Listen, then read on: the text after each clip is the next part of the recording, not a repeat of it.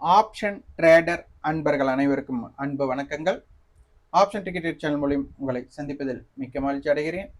நான் உங்கள் சந்தோஷ். நான் செபில் பதிவு பெற்ற பங்காளர் கிடையாது. இது பயிற்சிக்கான காணொலி. எந்த பரிந்துரையும் நாம் வழங்குவது இல்லை. டிஸ்க்ளைமர் படிச்சுக்கோங்க.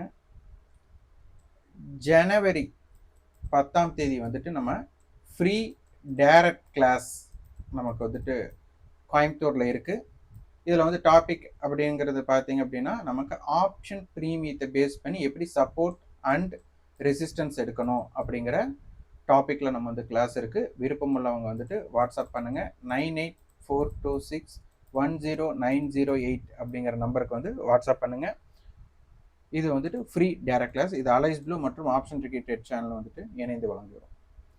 ஓகே, ஆப்ஷன்ஸ் ட்ரேடர் அப்படிங்கிறவங்க ஒரு ட்ரேடர் அப்படிங்கிறவங்களுக்கு நீங்கள் ஒரு ட்ரேடை இனிஷியேட் பண்ணால் தான் ப்ராஃபிட் அண்ட் லாஸ் வரும். மற்றபடி நீங்கள் இனிஷியேட் பண்ணாமல் நம்மளுக்கு ரெவென்யூவும் இருக்காது, லாஸும் இருக்காது. ஆனால் பேசிவ் இன்கம் அப்படிங்கிறது நமக்கு நம்மளுடைய தலையீடு, அதாவது நம்மளுடைய இன்வால்மெண்ட்டே இல்லாமல் நமக்கு என்ன ஆகணும், ஒரு அமௌண்ட் வரணும். அதுதான் பேசிவ் இன்கம். அதனால் இன்வெஸ்ட்மெண்ட் வேறு, ட்ரேடிங் வேறு. நீங்கள் ஆப்ஷன்ஸ் ட்ரேட் பண்ணுறது ஒரு பேசிவ் இன்கமாக நினைக்காதீங்க. அதே மாதிரி ஆப்ஷன்ஸ் பையர் அண்ட் ஆப்ஷன்ஸ் செல்லர்ஸ்ன்னு பார்க்கும்போது கன்சிஸ்டன்சியாக நமக்கு அதிகமான வின்னிங் ப்ராபபிலிட்டி இருக்கிறது செல்லருக்கு தான் ஆப்ஷன்ஸ் ரைட்டர்ஸ்னு சொல்லுவாங்க. ஏன்னா டைம் வேல்யூ அவங்க கலெக்ட் பண்ணுவாங்க. ஆனால் ஆப்ஷன்ஸ் பையர்ஸுக்கு வின்னிங் ப்ராபபிலிட்டி கம்மி. ஆனால் ரிஸ்க்கு குறைவு. ரிவார்டாக ஜாக்பாட்டாக கிடச்சா மிகப்பெரிய அமௌண்ட் செல்லர்ஸை விட அதிகமாக எடுக்கக்கூடிய வாய்ப்பு இருக்கும். ஆனால் அதில் வின்னிங் ப்ராபபிலிட்டி கம்மி. அதனால் நீங்கள் ட்ரேடிங் ஆப்ஷன்ஸ் ட்ரேடிங் பண்ணுறீங்க அப்படின்னா முதல் உங்களுக்குன்னு ஒரு ஸ்ட்ராட்டஜி பில்ட் பண்ணிக்கோங்க. அது செல்லிங்காக இருந்தாலும் சரி, பையிங்காக இருந்தாலும் சரி. அந்த வாய்ப்பு கிடைக்கும் போது நீங்கள் ட்ரேடை இனிஷியேட் பண்ணணும். இங்கே முழு முதலீடு, இங்கே ஆப்ஷன் பையராக பார்த்தீங்க அப்படின்னா ஒரு கேபிட்டல் மேனேஜ்மெண்ட் இல்லாமல் ஃபுல் அமௌண்ட், நீங்கள் 10,000 வச்சுருந்தா 10,000த்துக்கும், 1 லட்சம் வச்சா 1 லட்சத்துக்கும், 10 லட்சம் வச்சுருந்தா 10 லட்சம், எல்லாத்துக்குமே இன்வால்வ் பண்ணுறீங்க. அது இங்கே கூடவே கூடாது. அதுவும் ஆப்ஷன் பையராக இருக்கிறவங்க நிறைய பேர் ஹோல்டிங் எடுக்கிறீங்க. அந்த ஹோல்டிங் தவிர்த்து விடுங்க. ஏன்னா அடுத்த நாள் மார்க்கெட் எப்படி ஓப்பன் ஆகும்னு தெரியாது. ஃப்ளாட் ஓப்பன், நீங்கள் நினைக்கிற மாதிரி ஓப்பன் கிடைக்கல அப்படின்னாலே அது பருத்தி மூட்டை குடோனில் ஓப்பன், அதாவது ஃப்ளாட் ஓப்பன் நடந்தாலே அங்கே டிகே அப்படிங்கிற ஒரு விஷயம் இருக்குது. ஸோ அதை உன்னிப்பாக கவனித்து கொள்ளுங்கள். ஓகே, ஆப்ஷன்ஸ் ட்ரேட் பண்ணும்போது நமக்கு மூமெண்ட் அண்ட் ப்ரீமியத்தோட வேரியேஷன் நமக்கு எப்படி இருக்குது அப்படிங்கிறத பார்க்கணும். முடிந்த அளவு மார்க்கெட்டில் இந்தியா விக்ஸ் குறைவாக இருக்குது. இப்போ பார்த்தீங்கன்னா கிட்டத்தட்ட 9 தான் இருக்குது. இது ஒரு 15க்கு கீழே இருக்கிறாங்க அப்படின்னா மார்க்கெட் இடையில ரொம்ப ஸ்லோ மூமெண்ட்டுக்குள்ளே போயிடுவாங்க. ஸ்லோ மூமெண்ட்டுக்குள்ளே போகும்போது என்ன ஆகும்னா ஆப்ஷன்ஸ் பையர்ஸ்க்குண்டான வாய்ப்பு ரொம்ப கம்மியாக இருக்கும். அதாவது இது என்ன சொல்ல வராங்கன்னா ஓடிஎம் ஆப்ஷன்ஸ் பெரிய ஆக்டிவில் இருக்காது. செல்லருக்கும் ஒரு பிரயோஜனம் இல்லை, பையருக்கும் ஒரு பிரயோஜனம் இல்லாத மாதிரி இருக்கும். அப்போ ஆப்ஷன் செல்லர்ஸ் என்ன பண்ணுவாங்கன்னா ஒரு இந்த மணி ஆப்ஷனையும் ஒரு ஆப்ரேட் பண்ண வேண்டிய சூழ்நிலை ஏற்படும். இதுவே செல்லருக்கு என்ன ஓடிஎம் ஆப்ஷன்ஸ்ல டைம் வேல்யூ அதிகமாக இருக்குது அப்படின்னா அந்த ஓடிஎம் ஆப்ஷன்ஸை செல் அடிக்கும் போது அவங்களுக்கு அது வேற மாதிரி இருக்கும். அப்போ ஓடிஎம் ஆப்ஷன்ஸ் இங்கே ஆக்டிவில் இருக்காது. அப்போ இந்தியா விக்ஸும் இம்ப்ளைடு வாலட்டிலிட்டி எப்படி இருக்குது அப்படிங்கிறத புரிஞ்சுக்கோங்க. ஆப்ஷன்ஸ் ப்ரீமியம் ஒரு ஆப்ஷன் கிரீக்ஸுங்கிற கால்குலேஷன்ஸ்குள்ளே இருக்கிறதுனால இது டிமாண்ட் அண்ட் சப்ளை கான்செப்ட் இதுக்குள்ளே இல்லை. நிஃப்டியோட மூவ்மெண்ட்டோ இல்லைன்னு நீங்கள் எடுத்த ஸ்டாக்ஸோட மூவ்மெண்ட்டோ டிமாண்ட் அண்ட் சப்ளைல இருக்கலாம். ஆனால் ஆப்ஷன்ஸ் ப்ரீமியத்தோட அடிப்படை எக்ஸ்பெரியில் அது அடுத்த மணி 0வாக இருக்கும். இந்த மணிக்கு காஸ்ட் இருக்கும். ஓடிஎம் ஏடிஎம்க்கு 0 பண்ணப்படும். ஸோ இதுதான் ரொம்ப ரொம்ப முக்கியம். ஓகே, இங்கே பார்த்தீங்க அப்படின்னா நிஃப்டி நேற்றைய ஹை பார்த்தீங்கன்னா 26,340. இன்னைக்கு ஸ்பாட் 26,373 போயிருக்காங்க. நம்ம சொல்லியிருந்தோம் மார்க்கெட் லைஃப் ஹையில் க்ளோஸ் ஆகிருக்கு. ஆனால் ஒரு இம்ப்ளைட் வால்ட், அதாவது ஒரு ஆப்ஷன் செல்லர்ஸ் பயப்படணும். ஐயோ மார்க்கெட் இன்னும் நமக்கு இன்னொரு 500 பாயிண்ட் மேலே போயிடுமோ, அந்த மாதிரி அவங்க பயப்படணும். கால் செல்லர் பயப்படணும். அப்போ அந்த கால் செல்லர் பயந்தால் மட்டும்தான் மார்க்கெட் மேலே போக முடியும். நம்ம பழைய வீடியோஸ், அதாவது இதுக்கு முந்தைய காணொலியிலே நம்ம சொல்லியிருந்தோம் இந்தியா விக்ஸும் குறைவாக இருக்குது. இம்ப்ளைட் வால்ட், அதாவது ஒரு ஐபிஎல் கிரிக்கெட் பார்க்குறவங்களுக்கு தெரியும். ஒரு 6-4 அடித்தா என்ன பண்ணுவாங்கன்னா ஒரு சேர்ஸ் கேர்ள் என்ஜாய் பண்ணுவாங்க. அதாவது நல்ல ஒரு டான்ஸ் அந்த மாதிரி ஆடி ஒரு என்ஜாய் பண்ணி அந்த கொண்டாட்டமாக இருக்கும். ஆனால் அது போல் மார்க்கெட் ஒரு லைஃப் தானே அப்படின்னு ஒரு அசால்ட்டாக எடுக்கக்கூடிய சந்தர்ப்பத்தில் மார்க்கெட் இருக்குது. அப்போ இந்த மாதிரி சூழ்நிலையில் மார்க்கெட் என்ன மாதிரி ரியாக்ட் பண்ணுறாங்க, பிரேக் அவுட் ஸ்ட்ராட்டஜி இங்கே வருமா அப்படிங்கிறது எல்லாமே நம்ம செக் பண்ணணும். அப்படி அந்த மாதிரி என்னென்ன இருந்தது அப்படிங்கிறதையும் நம்ம பார்க்க வேண்டும். அப்போ மார்க்கெட் வந்துட்டு எஸ்டர்டே ஹைக்கு மேலே வெறும் 30 பாயிண்ட் தான் போயிருக்காங்க. நமக்கு ஒரு ஓப்பனிங், ஒரு ஃப்ளாட் ஓப்பனிங் தான் நடந்திருக்காங்க. நடந்ததுக்கப்புறம் ஓப்பனுக்கு மேலே ஒரு 40 புள்ளிகளும், ஓப்பனுக்கு கீழே வந்துட்டு ஒரு 120 புள்ளிகளும் மார்க்கெட் மொமெண்டம் பண்ணியிருக்காங்க. மொத்தம் நமக்கு ஒரு 160 பாயிண்ட் ரேஞ்ச் இருந்திருக்கு. ஸோ இதுதான் நமக்கு தெரிஞ்சுக்க வேண்டிய விஷயம். சிந்தட்டிக் ஃபியூச்சர் அப்படிங்கிறது நம்ம நேற்று பார்த்துருந்தோம். அதாவது மந்த்லி ஃபியூச்சர் நமக்கு இருக்கு. மந்த்லி ஃபியூச்சர் பார்த்தீங்கன்னா இதுதான் நமக்கு மந்த்லி ஃபியூச்சர். இது நமக்கு ட்ரேட் நடக்குது. அதாவது ஜனவரி 27ஆம் தேதி ஃபியூச்சர், பிப்ரவரி 24, மார்ச் 30க்கு அப்படின்ட்டு ஒரு ஃபியூச்சர் வந்து உங்களுக்கு நேரடியாக ட்ரேட் நடக்குது. அதனால அதோட ஹை, லோ, க்ளோஸ் எல்லாமே உங்களுக்கு தெரியும். ஆனால் நீங்கள் தேர்ந்தெடுக்கக்கூடிய ஸ்ட்ரைக் வந்துட்டு எக்ஸ்பெரி ஜனவரி 6 இருக்கிறதுனால இதற்குன்னு ஃபியூச்சர் வந்து டைரக்டா நமக்கு ட்ரேட் நடக்கல.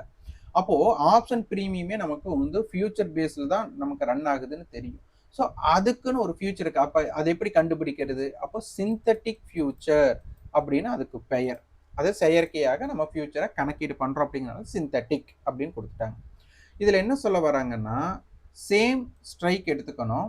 இதுல கால் ஆப்ஷனுடைய பிரைஸ் புட் ஆப்ஷனோட பிரைஸை விட அதிகமாக இருந்தா இந்த காலுக்கும் புட்டுக்கும் உண்டான டிஃப்ரென்ஸ் எடுத்துட்டு அந்த டிஃப்ரென்ஸை வந்து ஆட் பண்ணிடணும், சேம் ஸ்ட்ரைக்கோட ஆட் பண்ணிடணும்.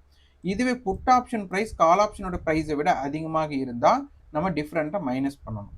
இப்போ பாருங்க, 26,300 எடுத்துக்கிறேன். இதில் ப்ரீவியஸ் க்ளோஸ், நேற்று க்ளோஸ் எடுத்துக்கிறேன்.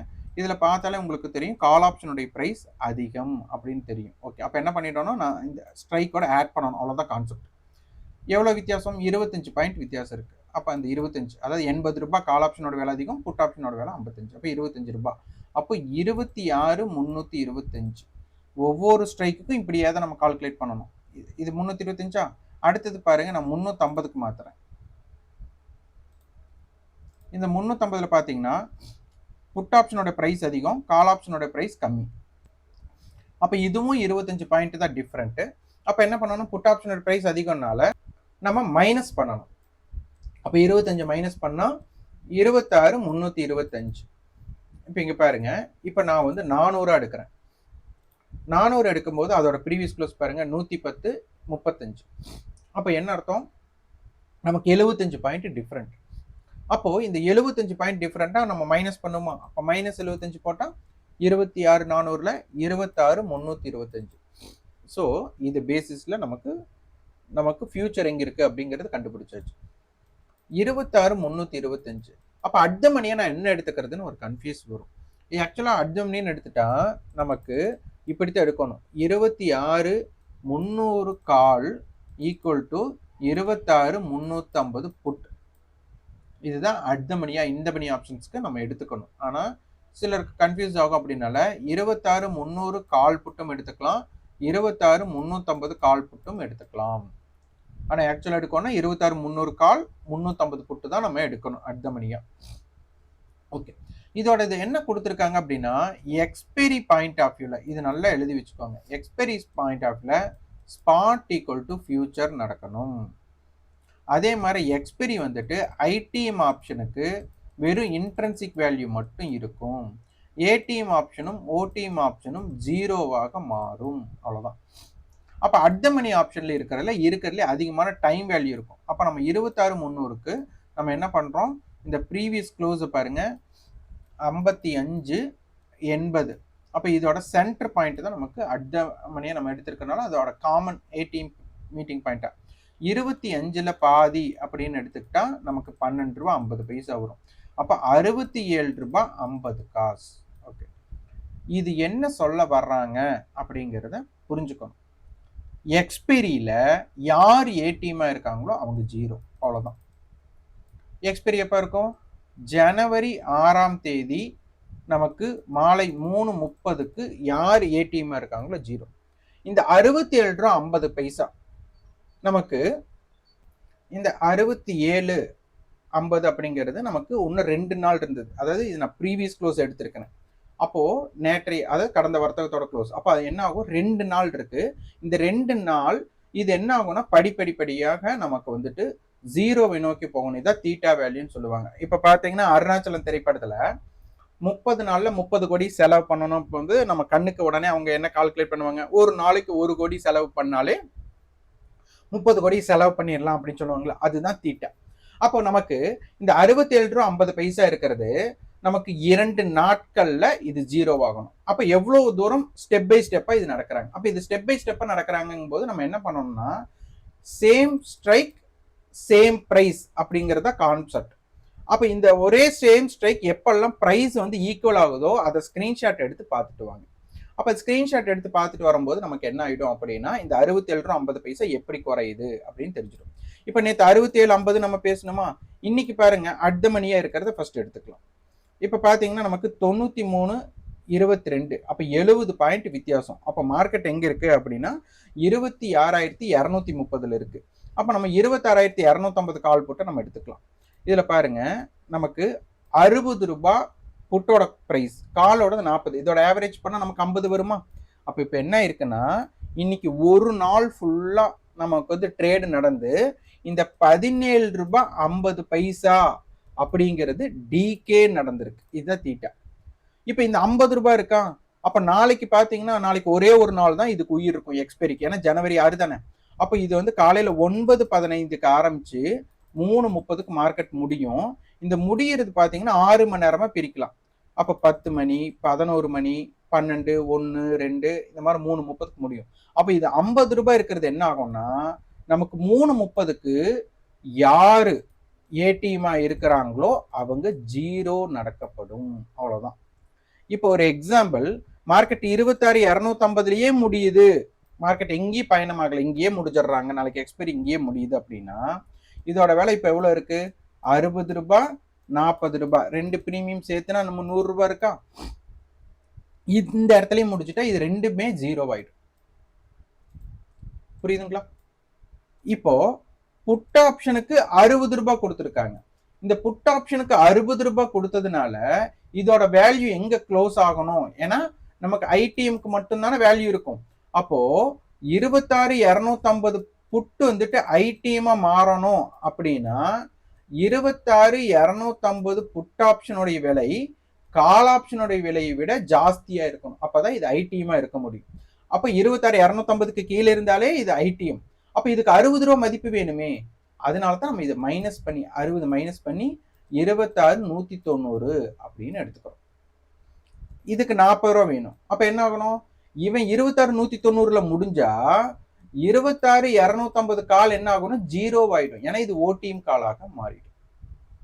ஆனா இப்ப இதுக்கு உயிர் இருக்கு. அப்ப இவன் என்ன சொல்றான், 40 ரூபா சொல்றான். அப்ப 26,290. அப்ப இவங்க ரெண்டு பேரும் ஃபைட் நடக்கணும். மார்க்கெட் வந்துட்டு ரெண்டு பேர்த்தோட லோவும் என்ன ஆகணும், உடஞ்சிட்டே இருக்கணும். அப்பதான் நமக்கு யார் சைடு இம்பாக்டட் அப்படிங்கிறத புரிஞ்சுக்க முடியும். இதை வந்து உன்னிப்பாக நம்ம கவனிக்கணும். இதை நம்ம தெரிஞ்சுக்கிறதுக்கு தான் நமக்கு ட்ரேடிங் வியூல நம்ம சிந்தட்டிக் ஃபியூச்சர், நீங்க வந்து ஸ்பாட்டுக்கு பார்த்துருப்பீங்க, மந்த்லி ஃபியூச்சர் பார்த்துருப்பீங்க. அப்ப இது சிந்தட்டிக் ஃபியூச்சர். இந்த சிந்தட்டிக் ஃபியூச்சர்ல பாருங்க, இது வந்து நம்ம காமன் ஏரியாவா எடுத்திருந்தோம். இந்த இடம் 26,250 டு 26,350 அப்படிங்கிறது ஒரு காமன் ஏரியாவை எடுத்திருந்தோம். அப்ப மார்க்கெட் வந்து பாத்தீங்க அப்படின்னா அந்த காமன் ஏரியாவுக்கு மேல பெருசாம போகல, கீழே செகண்ட் ஹாஃப்ல அடிச்சிட்டாங்க. இது வந்து பேரல் ஏரியா. காலையில பாருங்க கரெக்டா அந்த பேரல் லைன், ஏன்னா இதான் கண்ட்ரோல் இடமா இருந்தது. மார்க்கெட்ல அந்த பேரல் லைனை டச் பண்ணதுமே மார்க்கெட் மேல போயிருக்காங்க. ஆனா ஹையை கட் பண்ணல. திருப்பி அதுக்கப்புறம் காமன் ஏரியாக்குள்ளேயே அவங்க சுத்திட்டு திருப்பி செகண்ட் ஹாஃப் தான் அவங்க இறங்கியிருக்காங்க. இதுதான் நமக்கு ஒரு இம்பாக்டடான பிளேஸ். இப்போ மார்க்கெட் என்ன பண்ணியிருக்காங்கன்னா காமன் ஏரியாவுக்கு கீழே க்ளோஸ் பண்ணியிருக்காங்க.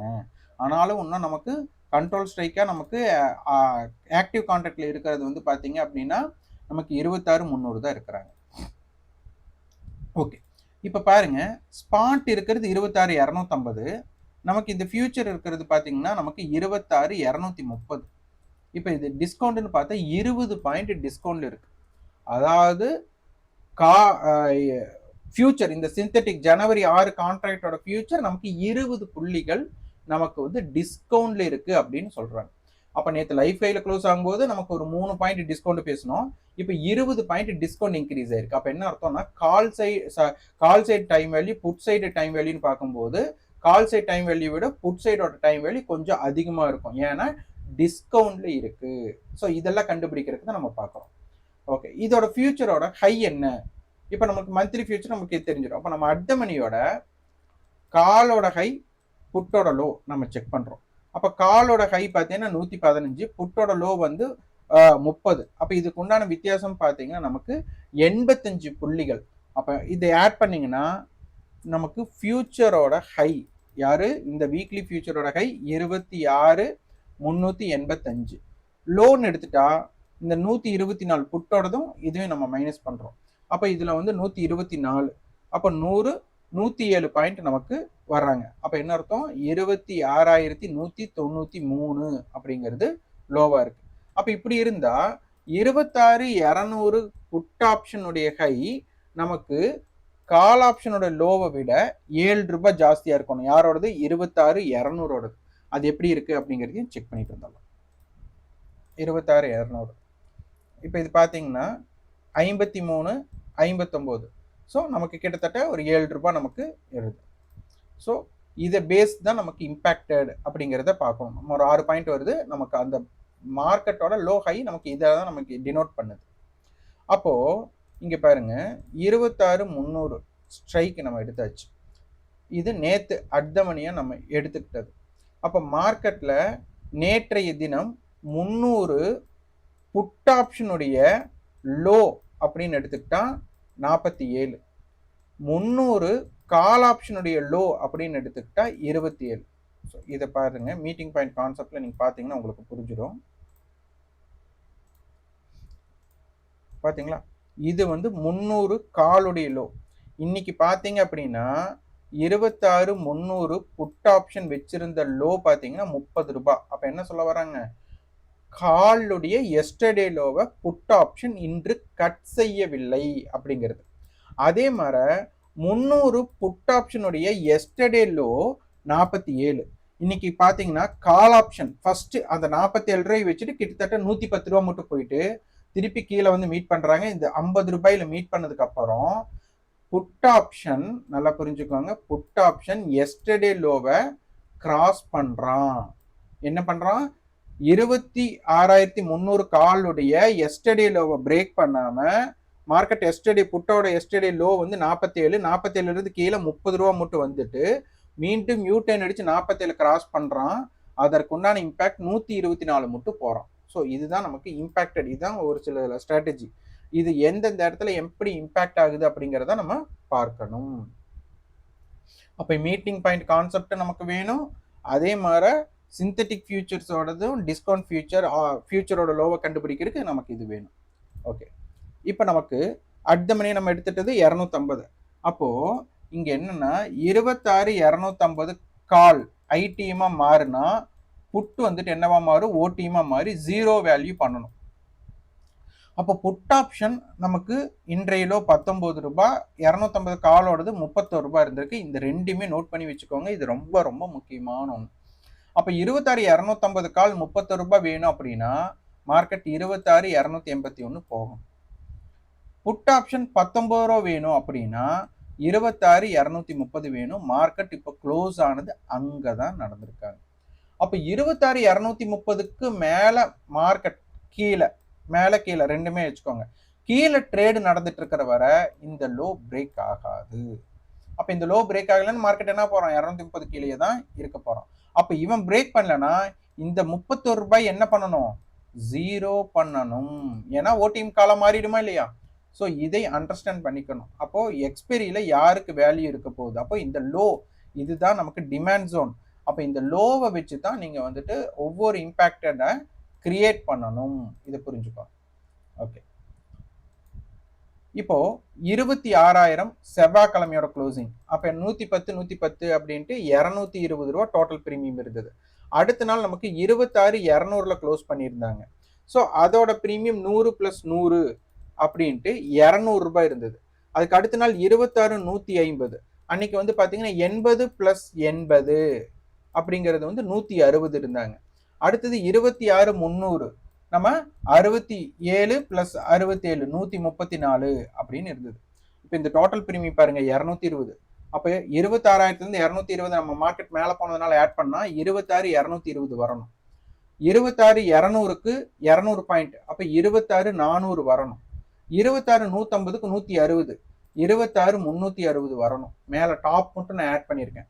இப்போ 26,300 பேஸ் பண்ணும்போது நமக்கு 26,434 வரணும். இப்போ இன்னைக்கு வந்து 26,250, 2 பிரீமியத்தை ஆட் பண்ண 50 50 பிளஸ் 100, அப்போ 26,350 வரணும். ஸோ இதுதான் அப்பர் சைடு. இது லோயர் சைடு அப்படின்னு பார்க்கும்போது நமக்கு 26,300ல நமக்கு 134 ரூபாய் கழிச்சிட்டோம்னா 26,166. இது ரொம்ப ரொம்ப முக்கியமான பாயிண்ட்டுங்க. 26,166. இந்த 26,166க்கு கீழே இருக்கிறாங்களா இல்லையா அப்படிங்கிறத பார்க்கணும். ஏன்னா நமக்கு 26,300ஓட டோட்டல் பிரீமியம் 134. இப்போ இன்னைக்கு 26,250 க்ளோஸ் ஆயிட்டாங்க. அப்போ நமக்கு அதில் 50 50 100 பாயிண்ட் பிரீமியம் வந்தாச்சு. அப்போ இதில் என்ன ஆயிடுச்சு? 26,150 வந்தாச்சு. அப்போ நாளை வர்த்தகத்துல 26,150ம் 26,166ம் ரொம்ப ரொம்ப இம்பாக்டடான பிளேஸ். ஸோ இதையும் கன்சிடர் பண்ணிக்கோங்க. Active contract. இப்போ மார்க்கெட் டவுன் சைடு வந்து நமக்கு முடிஞ்சாலும் இன்னும் நமக்கு இருக்கிறது வந்து பார்த்தீங்கன்னா 26,300 கால் புட்டை கொடுத்துருக்காங்க. அடுத்தது எல்லாமே கால் ஆப்ஷன்ஸாக இருக்கு. இப்போ 26,300 புட் ஆப்ஷன் ப்ரீவியஸ் க்ளோஸுக்கு மேலே ட்ரேடு நடக்கக்கூடிய சிச்சுவேஷன் அமைஞ்சாலே மார்க்கெட் என்ன பண்ணுவோம்? டவுன் சைடு போகிறதுக்குண்டான வாய்ப்பாக மாறும். அப்படி 300 புட்டு ப்ரீவியஸ் க்ளோஸ்க்கு மேலே இல்லைனாலே திருப்பி மார்க்கெட் கன்சிடர் 300 பண்ணணும். சப்போஸ் இந்த கால் ஆப்ஷன்ஸ் எல்லாமே ப்ரீவியஸ் க்ளோஸ்க்கு மேலே இருக்கக்கூடிய சந்தர்ப்பம் இருந்தால் மார்க்கெட்டை 300க்கு மேலே கொண்டு வந்தாங்க அப்படின்னா ஒரு மொமெண்டம் 26,400 மட்டும் போகிறதுக்குண்டான வாய்ப்பாக மாற்றுவார்கள். அப்போ இதோட பேசிக் பாயிண்டா நமக்கு 26,250 இருக்க போறாங்க. அப்போ 26,300 புட் வந்து 124 ரூபா ஹை. அப்போ 24,176 அப்படிங்கிற இடம் ரொம்ப ரொம்ப முக்கியம். அப்போ மார்க்கெட் டிஸ்கவுண்ட்ல இருக்காங்க. அப்போ 26,150க்கு கீழே இருந்தால் மார்க்கெட் அதோட மொமெண்டம் வேற மாதிரி இருக்கும். 26,176க்கு மேலே இருந்தால் அதோட மொமெண்டம் வேற மாதிரி இருக்கும். இந்த ரெண்டு லோவுமே நமக்கு முக்கியம். அப்போ கால் ஆப்ஷன் எஸ்டர்டே லோ நமக்கு 27, அதை பிரேக் பண்ணியிருக்காங்க. புட் ஆப்ஷன் நேற்றைய லோ 47, அது ரெண்டு பேருமே பிரேக் பண்ணியிருக்காங்க.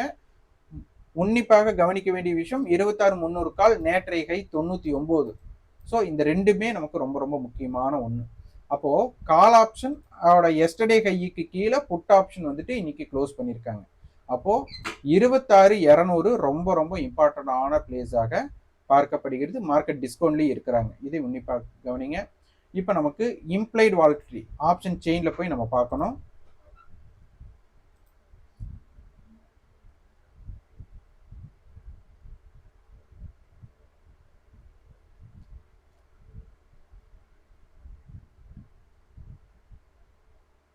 இம்ப்ளைட் வாலட்டிலிட்டி பார்த்தீங்கன்னா ரொம்ப கம்மியாக இருக்கு. அதாவது இம்பேலன்ஸ்டா இருக்கு. இந்த இம்பேலன்ஸ்டா இருக்கிறது காரணம் என்னன்னா டிஸ்கவுண்ட்ல இருக்கு. அப்போ டிஸ்கவுண்ட்ல இருக்கிறதுனால நாளைக்கு இந்த இம்ப்ளைட் வாலட்டிலிட்டி கம்மியாக இருக்கிறதுனால இந்த கால் ஆப்ஷன்ஸ் முக்கியமாக ப்ரீவியஸ் க்ளோஸுக்கு மேலே ஸ்டாண்ட் ஆகுறாங்களா இல்லையா அப்படிங்கிறத பார்க்கணும். இந்த கால் ஆப்ஷன்ஸ் ப்ரீவியஸ் க்ளோஸுக்கு மேலே ஸ்டாண்ட் ஆனாலே கால் செல்லர் வந்துட்டு அவங்களுடைய ப்ராஃபிட்டை புக் பண்ண வேண்டிய கண்டிஷன்ஸ் வரும். சப்போஸ் அவங்க புக் பண்ணல, இந்த வந்துட்டு புட் ஆப்ஷன்ஸ் வந்து ப்ரீவியஸ் க்ளோஸஸ் சஸ்டெயின் பண்ணிட்டாங்க அப்படின்னா மார்க்கெட்டை வந்து கீழே கொண்டு போகிறதுக்கு பார்த்துடுவாங்க. ஆனால் இந்த இம்பேலன்ஸ் இம்ப்ளைட் வாலட்டிலிட்டினால மார்க்கெட் மொமெண்டமாக இருக்கணும். இது ஏற்படுறதுக்கு காரணமே நமக்கு டிஸ்கவுண்ட்ல சிந்தட்டிக் ஃபியூச்சர் இருக்கு அப்படிங்கிறதுனால டைம் வேல்யூ ஜாஸ்தியாக இருக்கு. ஆனால் நமக்கு எக்ஸ்பைரி என்ன? Spot equal to future. இந்த கேப் டிஸ்கவுண்ட் ஆன கேப் என்ன இருக்காது? இந்த 20 பாயிண்ட் கேப் நாளைக்கு 0வாக மாறும். ஸோ இதையும் உன்னிப்பாக கவனிங்கள். இந்த காணொலி உங்களுக்கு பயனுள்ளதாக இருந்தால் லைக் பண்ணுங்க. நன்றி, வணக்கம்.